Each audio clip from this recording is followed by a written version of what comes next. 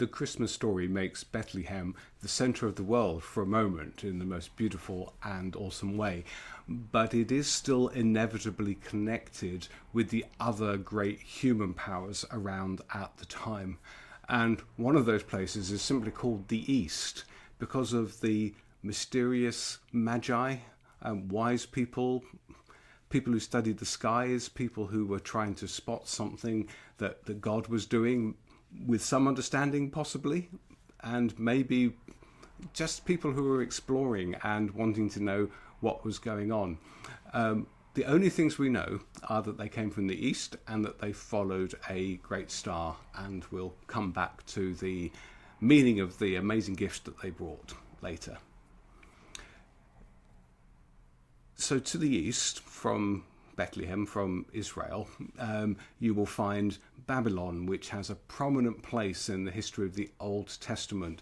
For a large part of the Old Testament, it was the greatest and predominant power in the world, and also the representation of everything that was wrong and ungodly. So almost the idea of going east represented everything that was dark and wrong with the world.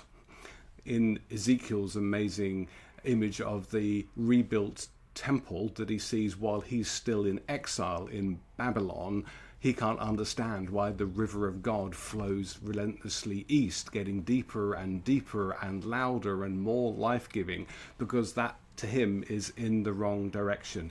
And it may be that the Magi came from Babylon and are connecting Babylon back to the story of the way that Jesus is born. I really like the idea that Daniel the prophet set up this school of astrology that's studying the night sky, nothing to do with horoscopes, okay? And that all of these hundreds of years later, that school is still around and people are looking for the sign that the Messiah is going to be born based on some of Daniel's prophecies. That's a beautiful idea. There's also India and China that are already large and great powers and important parts of the trade routes that pass through Israel on their way to Europe. It may be that the Magi came from different places and they were simply the people who had seen the star, had some instinct about its meaning and met on the way. We don't know, and maybe that is the whole point.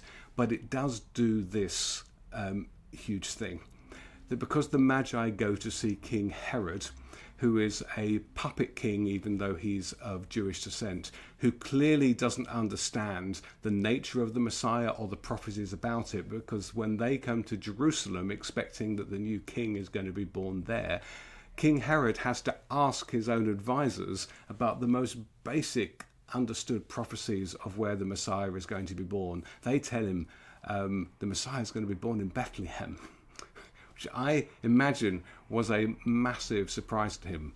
What, that tiny place? Okay, surely the Messiah should be born in Jerusalem, but it sets in motion through the ignorance of the Magi and the evil nature of King Herod, something that reminds us of the story of Moses, and that is the tragedy of young children being slaughtered by an evil ruler wanting to protect his own throne and making sure that nobody can rise up against him. So King Herod orders that all the baby boys under 2 in Bethlehem are killed to make sure that this new king doesn't rise up and take his place. And so there's beautiful mystery to the story of the East, but also a reminder of the darkness of those who have worldly power in this place. And you can compare the gentle nature of Bethlehem, wallowing in its own insignificance, and yet the place where God chooses to act so often with the power of what comes from the East.